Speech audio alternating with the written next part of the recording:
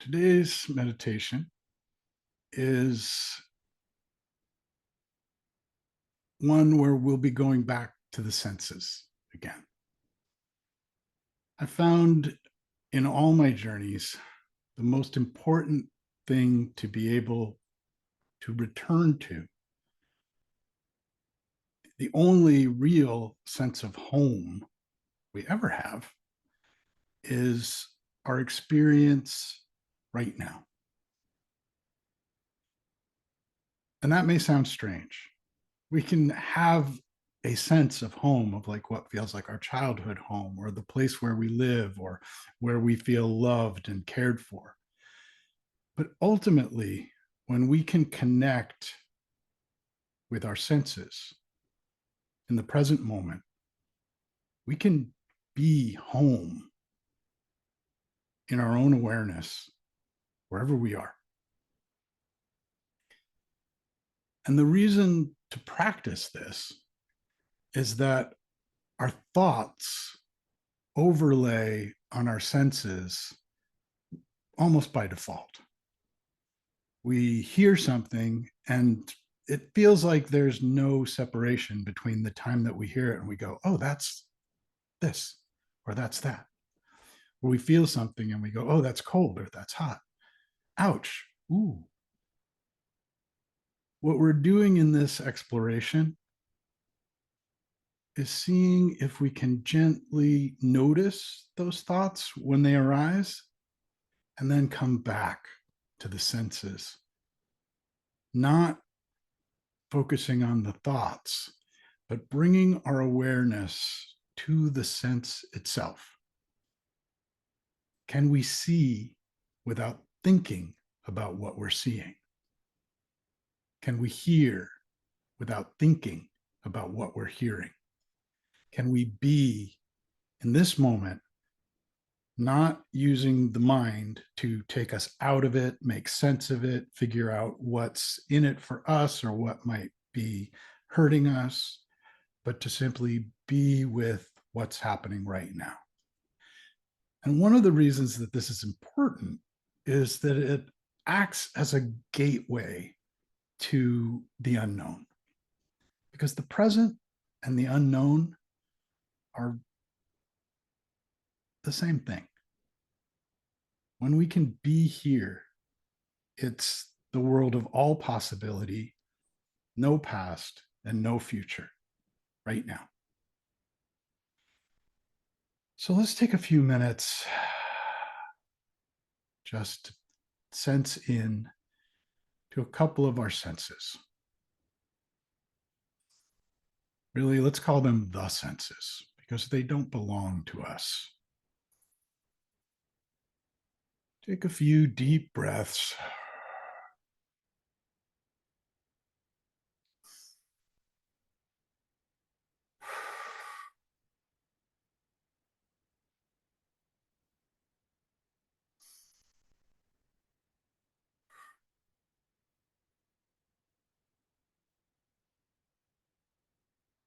Just bring your awareness to the sounds around you. Just listening.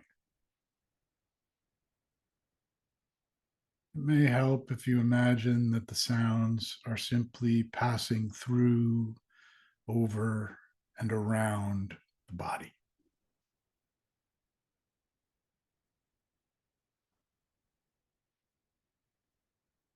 It may help to visualize yourself as a cloud of atoms in a cloud of sound.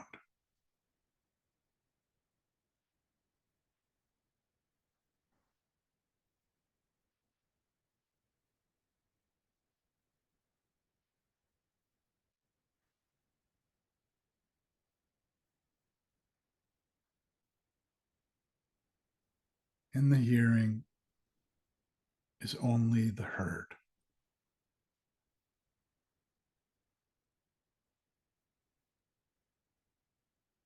And if thoughts come back about what's being heard, or you drift off into daydreams about something else. Like, what is this? That's okay. Just bring your attention back to hearing.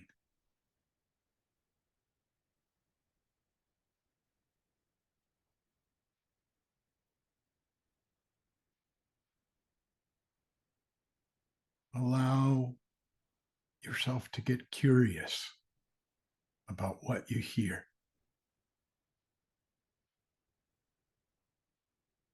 What is the sound of my voice?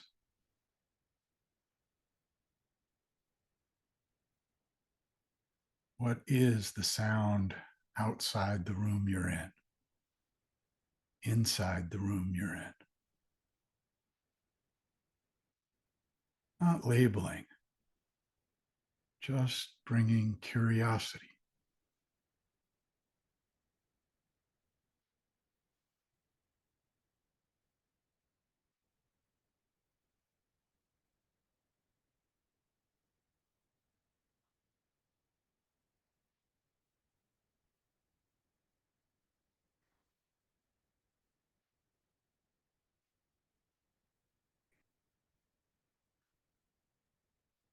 And now see if you can bring your awareness to your next thought. Where is that thought arising? What is the substance of that thought? What's it like to treat the mind as a sense where thoughts are arising just the way hearing notices arising sound?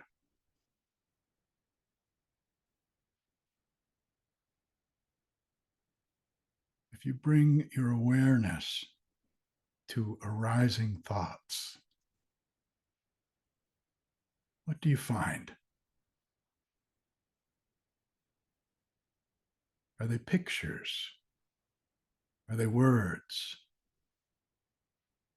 Is it one at a time or a jumble of many at once? Are there gaps?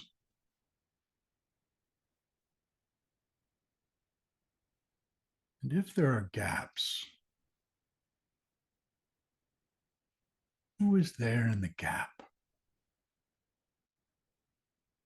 What is that awareness of the gap?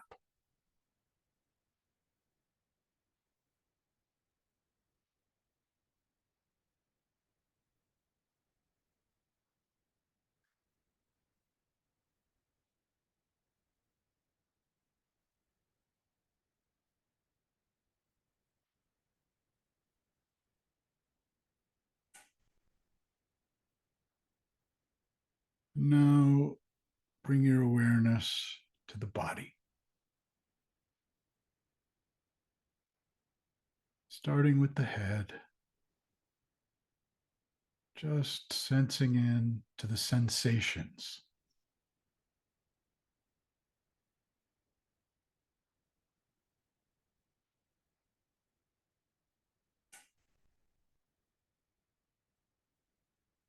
What do you notice?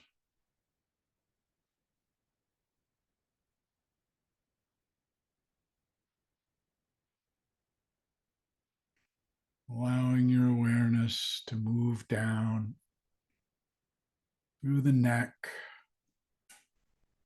into the chest, belly, the shoulders, the arms, and the hands.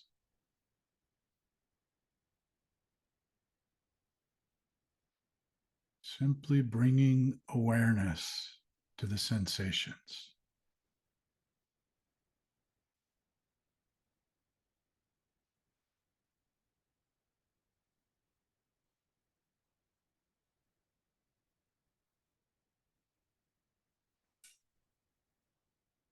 And if you find yourself getting lost in thought, just gently bringing your awareness back to sensation. And now bringing awareness down into the hips, the legs, and the feet.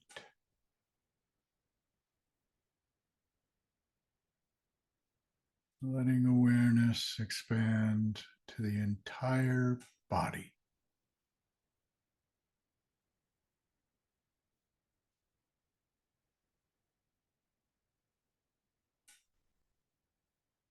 Just allowing sensation, awareness of sensation. And if thought comes, gently bringing awareness back to sensation. Sensation in the body.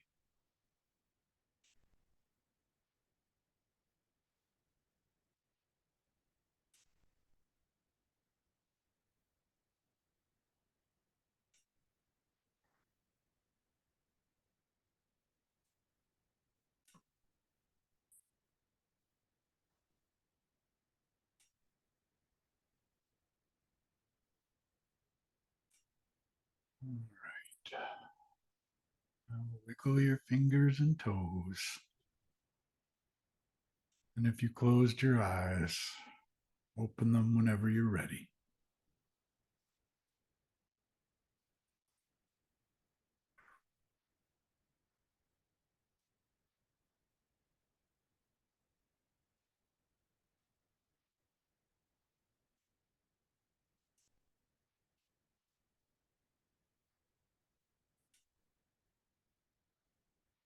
We talk a lot about the unknown in the hero's journey and how the first step in the hero's journey is yielding to the unknown. This practice brings us to the gateway of the unknown. It combines awareness and presence in the body, bringing us right to the present moment. And everything that is known is from the past or a projection onto the future. And I should qualify that. It's our beliefs about the past and our beliefs about the future. What is always real, what is always true in this moment is that presence, that unknown. And so much of what motivates our stories about the past and about the future is that fear of the unknown, that fear of impermanence, that fear of the things we can't put our mind on.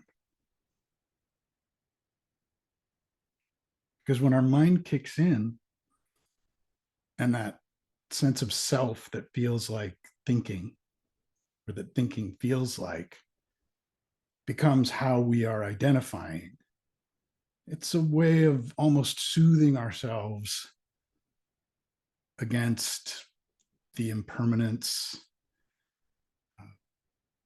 the unknown. And there's nothing wrong with that. But it's of a piece. So if we're always going to go to that mind identified sense of self for soothing, we're always going to find everything else that comes with it, which is the anxiety, the spinning, the fear, the projected future, the defensive mechanisms that kick into play when we're trying to push and pull on the world. When we move from the present with an awareness of the unknown as natural, always here, full of possibility, not just full of fear, we see that we have other options than just going to the mind to always try to tell a different story. Because here's the thing, our stories, they're important, and they contain the fragrance of our authenticity, of our uniqueness, of who we are.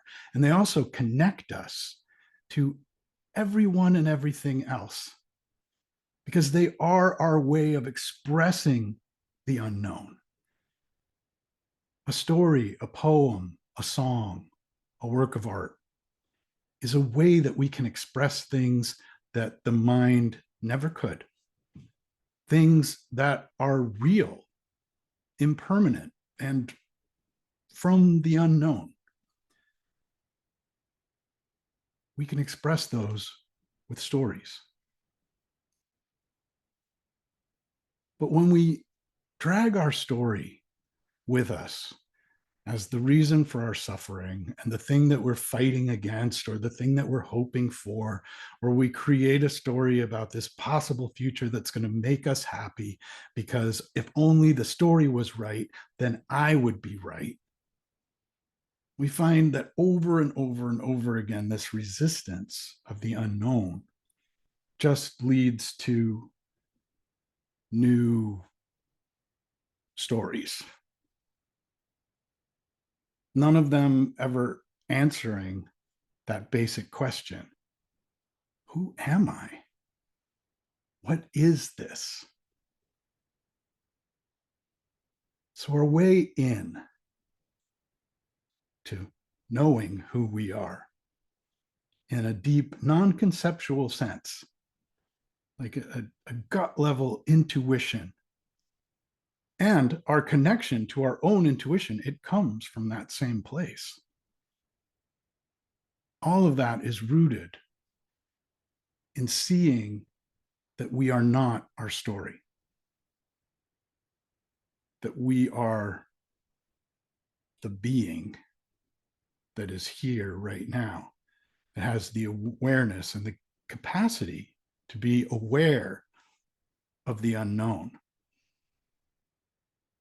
And all we have to do in any moment is look to the senses to connect to that. So when the story is really tough, when the thoughts feel like a storm, we can always come back to this right now, here in the body.